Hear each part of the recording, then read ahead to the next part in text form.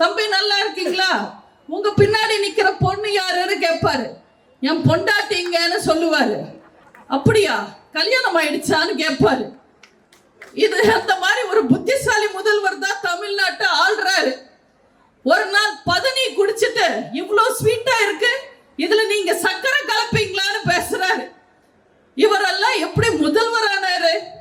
87 + 9 107ன்னு கணக்கு சொல்றாரு மேடையில. அதெல்லாத்தையும் விட சங்கிலி பருப்பு, செயின் அறுப்பு, இப்படி இஷ்டத்துக்கு ஏதோ பேசுறாரு. இவரெல்லாம் தமிழை காப்பாத்துவாரா, தமிழனை காப்பாத்துவாரா, தமிழ்நாட்டை காப்பாத்துவாரா? அவரை காப்பாத்துறதுக்கு அடுத்த தேர்தல்ல யார் இருக்காங்கன்னு தெரியல. ஒரு முதல்வர் பத்தி இப்படி